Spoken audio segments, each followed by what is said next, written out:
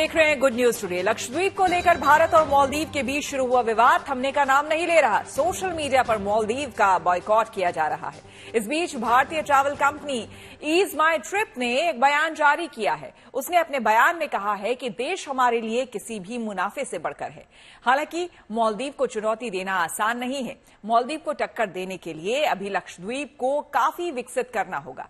इसके बाद ही Lakshadweep hot tourist destination बन सकता है।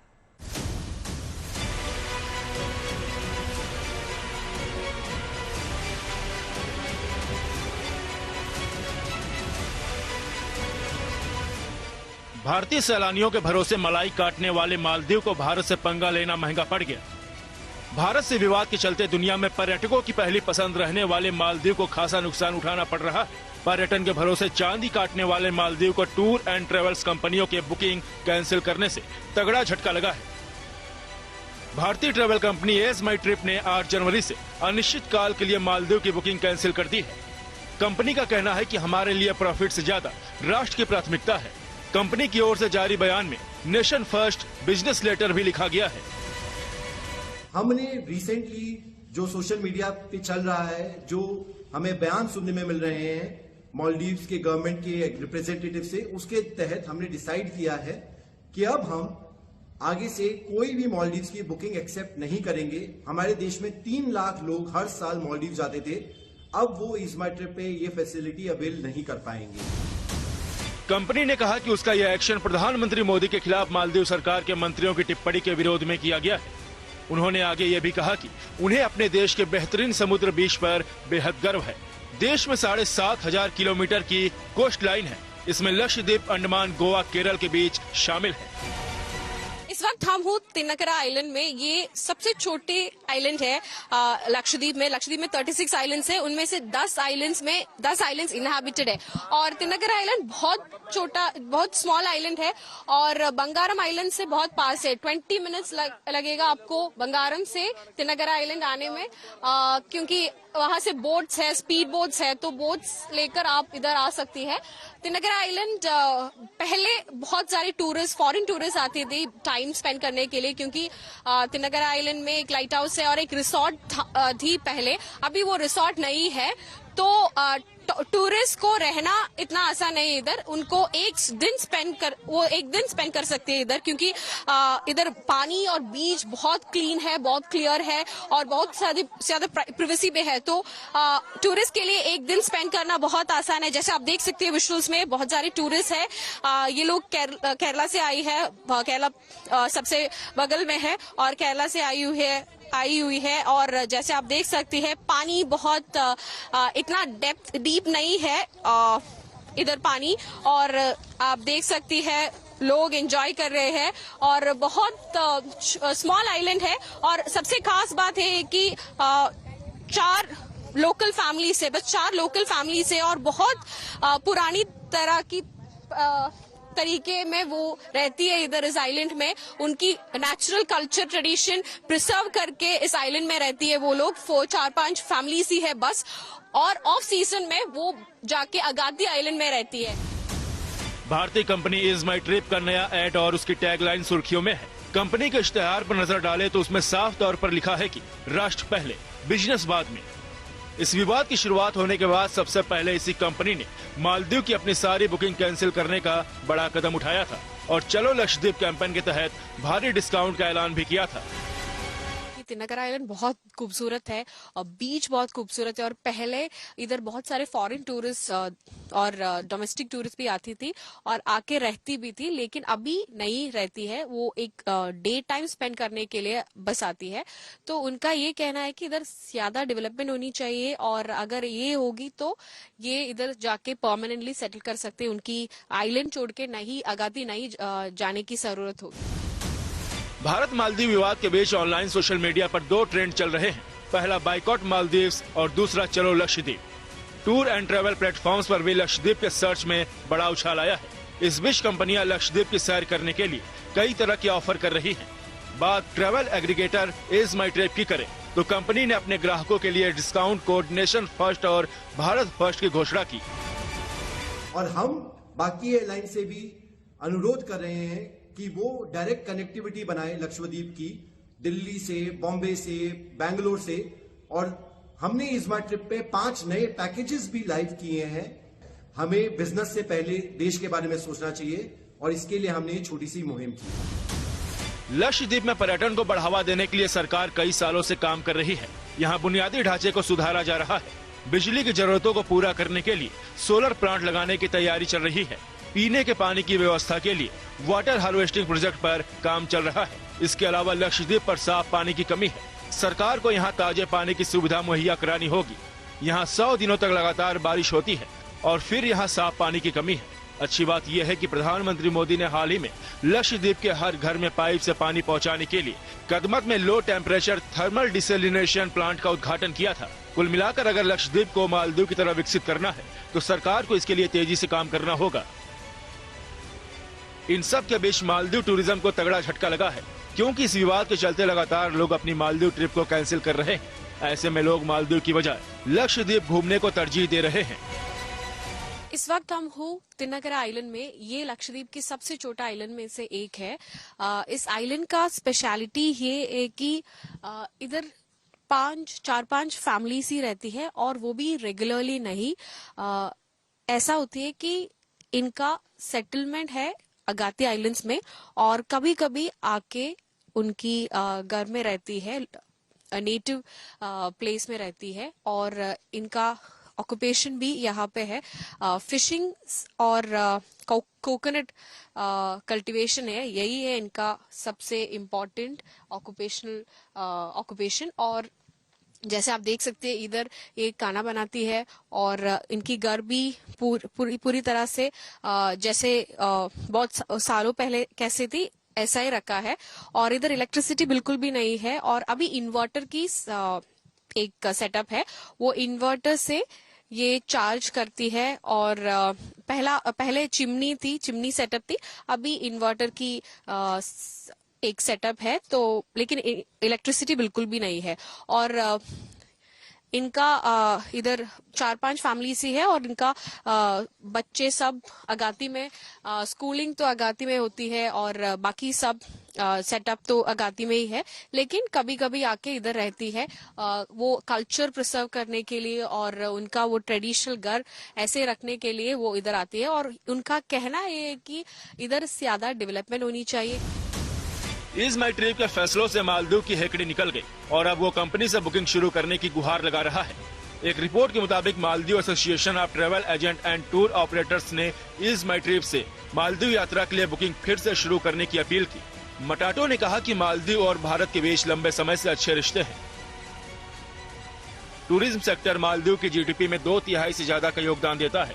करीब 44,000 लोगों की रोजी रोटी इससे जुड़ी हुई है। इस तरह के फैसलों से इनकी आजीविका पर बुरा असर हो और साथ इस विवाद की वजह से होने वाला नुकसान मालदीव की अर्थव्यवस्था पर बेहद बुरा असर डाल सकता है। मालदीव की अर्थव्यवस्था की रीढ़ उसका पर्यटन है। उसकी अर्थव्यवस्था पर्यटन पर ही निर्भर है। मालदीव की 70% नौकरियां टूरिज्म सेक्टर से पैदा होती हैं।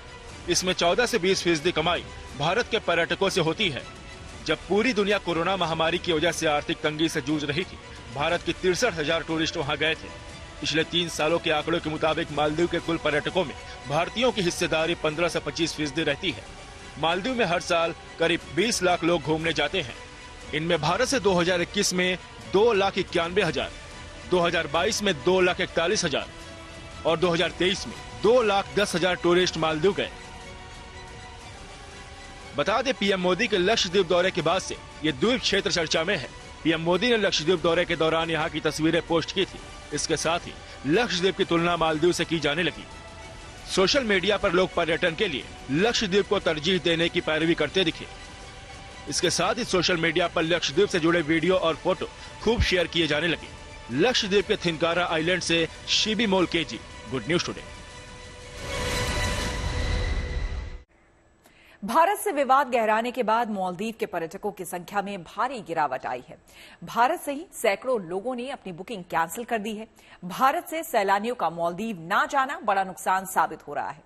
वहीं बड़ी संख्या में भारतीयों ने मालदीव का बॉयकॉट कर लक्षद्वीप जाने की बात कही है।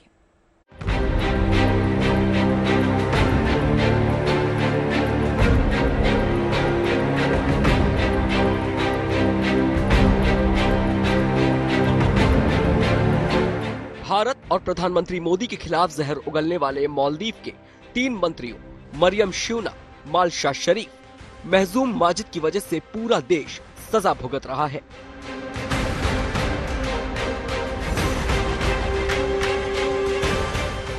किसी एक की गलती की सजा कितनी बड़ी हो सकती है, मालदीव के इन 3 मंत्रियों ने इसे कर दिखाया। हाल ही में मालदीव सरकार के कुछ अधिकारियों ने प्रधानमंत्री मोदी की लक्षद्वीप ट्रिप को लेकर विवादित टिप्पणी की थी, जिसके बाद से बॉयकॉट मालदीव ट्रेंड करने लगा।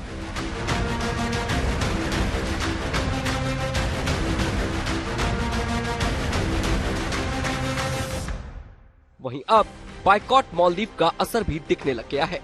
मालदीव को भारत के बॉयकॉट से हर दिन करोड़ों रुपए का नुकसान उठाना पड़ रहा है। इसे ऐसे समझा जा सकता है कि जिस देश का रेवेन्यू ही टूरिस्ट और पर्यटन की बैसाखी पर टिका हो, अगर उसी पर प्रहार कर दिया जाए तो उसकी हालत खस्ता होना लाजमी है।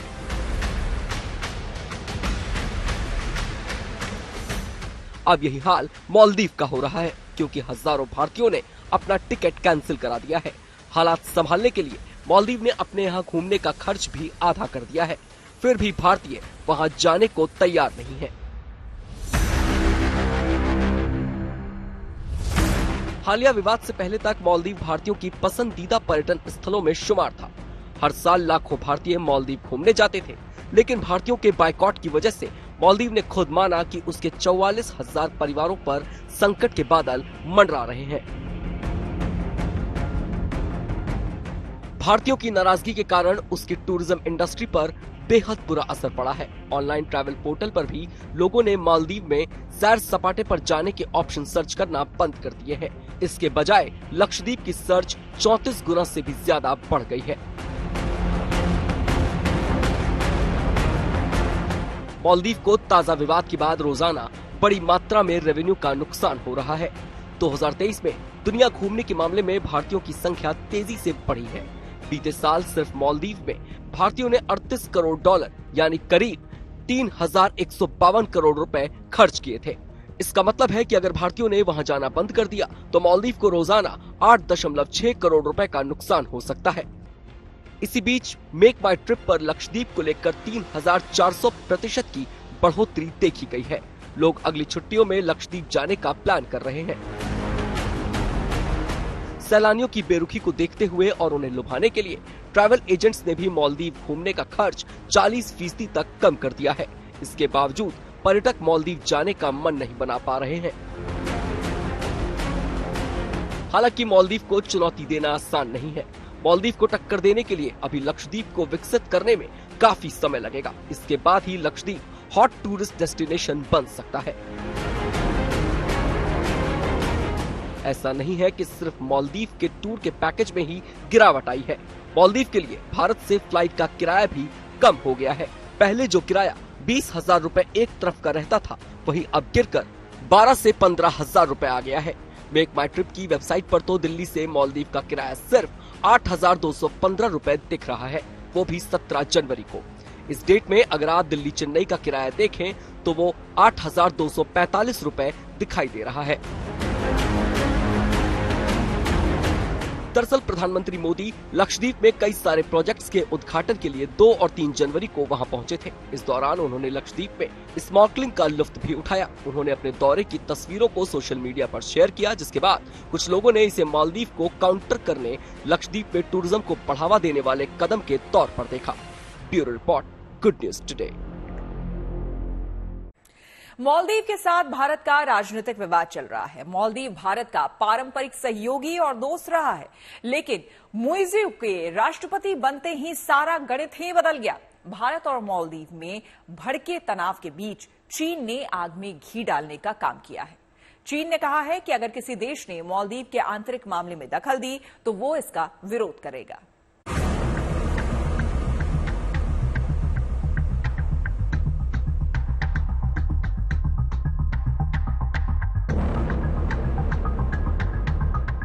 प्रधानमंत्री मोदी पर विवादित टिप्पणी करना राष्ट्रपति मुइज़्ज़ू के गले की फांस बन गया है। मालदीव के विपक्षी नेताओं ने भारत से रिश्तों में आई खटास के लिए राष्ट्रपति मुइज़्ज़ू को जिम्मेदार ठहराया है। मालदीवियन डेमोक्रेटिक पार्टी के सांसद मिकाइल अहमद नसीम ने स्पीकर से इस मामले पर विदेश मंत्री को संसद में तलब करने की मांग की है। वहीं चीन का दौरा कर रहे राष्ट्रपति मोइजू ने चीनी नेताओं और उनकी मेहमान नवाजी की जमकर तारीफ की है। मोइजू ने इस दौरान चीन के साथ कई अहम समझौते भी किए। मोइजू ने समझौतों के साथ साथ चीन से मालदीव में पर्यटन को बढ़ावा देने के लिए जिनपिंग के आगे अपनी झोली फैलाई। चीन से मोइजू का पर्यटन में मदद मांग इसलिए कर रहे हैं क्योंकि मालदीव के भारत से फिलहाल रिश्ते अच्छे नहीं हैं। भारत में सोशल मीडिया पर मालदीव के बॉयकॉट का कैंपेन चलाया जा रहा है। इस समझौते के तहत मालदीव के राष्ट्रपति मोइजू और राष्ट्रपति जिनपिंग ने दोनों देशों की मित्रता को मजबूत करने पर जोर दिया। साथ ही मालदीव के कुछ विवादित मामलों में भी चीन की हाँ में हाँ मिलाई। ताइवान जैसे मुद्दे पर मालदीव ने चीन की पॉलिसी का खुलकर समर्थन किया। उसके अलावा उन्होंने शायद ये भी नहीं देखा कि दूसरे वेस्टर्न कंट्रीज का क्या असर पड़ेगा अगर वो चाइना के बहुत करीब आ गए, और हिंदुस्तान को दिखाने की वजह से वो उनको, हिंदुस्तान को ही नहीं बल्कि अमेरिका को और दूसरे वेस्टर्न कंट्रीज को भी उनको नाराज कर देंगे। जापान को, कोरिया को, ऑस्ट्रेलिया वगैरह जहां से कि उनके मेन टूरिस्ट आते हैं, वो सोचेंगे कि हम वहां जाके क्या करेंगे। जियोपॉलिटिकल सिचुएशन इतनी बदल जाएगी क्योंकि सेंसिटिव एरिया है और चाइना वहां पर अपना वहां पर धाक जमाना चाहता है। तो मेरे विचार में इसके जो इफेक्ट्स होंगे उन्होंने ध्यान से अभी सोचे नहीं है। राष्ट्रपति मोइजू के बयान को लेकर जानकारों का मानना है कि चीन उस नुकसान की भरपाई करने में मदद करे जो भारतीयों के मालदीव के बजाय लक्षद्वीप की सैर करने से हुआ है। दरअसल मालदीव की अर्थव्यवस्था में एक बड़ा हिस्सा पर्यटकों से आता है। भारतीय भी बड़ी तादाद में मालदीव सैर सपाटे के लिए जाते हैं, लेकिन हाल ही में प्रधानमंत्री मोदी की लक्षद्वीप यात्रा के बाद दोनों देशों के रिश्तों में तनाव आया, जिसके बाद बड़ी तादाद में भारतीयों ने मालदीव की अपनी फ्लाइट टिकट और होटल की बुकिंग कैंसिल कर दी, जिसका असर मालदीव के पर्यटन उद्योग पर पड़ा। लेकिन अब जो उनको ये धक्का लगेगा हिंदुस्तान की तरफ से, ये जो रिएक्शन मिलेगा, तो उनको मेरे को एक नई सोच बनानी पड़ेगी कि हम अपनी जो पुरानी पॉलिसी है उनको बदल के और हिंदुस्तान की तरफ दोस्ती का हाथ बढ़ाए। हिंदुस्तान हमेशा तैयार रहता है। हिंदुस्तान आप देखेंगे चारों तरफ नेपाल, बांग्लादेश, भूटान और श्रीलंका, जहां भी देखिए हमने हमेशा दोस्ती का हाथ बढ़ाया है। मालदीव के राष्ट्रपति मोइजू का झुकाव भारत की बजाय चीन की तरफ है। मोइजू के कई बयानों की वजह से दोनों देशों के रिश्तों में तनाव बना था। दरअसल मालदीव के मोइजू सरकार चीन के इशारे पर भारत और भारतीय सेना का विरोध करके ही सत्ता में आई। इसे मालदीव में इंडिया आउट कैंपेन नाम दिया गया। मालदीव में इंडिया आउट कैंपेन की शुरुआत मोइजू ने नहीं बल्कि पूर्व राष्ट्रपति अब्दुल्ला यामीन ने की थी। जबकि भारत साल 1965 में मालदीव को आजादी मिलने के बाद हर संकट में साथ खड़ा रहा और जरूरत पड़ने पर कोरोना वैक्सीन से लेकर आर्थिक मदद तक दी। भारत और मालदीव के बीच दोस्ती उस समय और बढ़ गई जब 1980 के दशक में भारतीय सेना ने ऑपरेशन कैक्टस चलाया था। भारत ने इस सैन्य अभियान के जरिए मालदीव में अब्दुल गयूम की सरकार के खिलाफ हुए तख्तापलट को फेल कर दिया था। लेकिन मालदीव की मौजूदा मोइजू सरकार भारत के एहसानों को भूलकर चीन की गोदी में गिर गई है। Bureau report, good news today. इसी के साथ इस बुलेटिन में मेरे साथ फिलहाल इतना ही। देश दुनिया की तमाम पॉजिटिव खबरों के लिए आप देखते रहिए गुड न्यूज टुडे।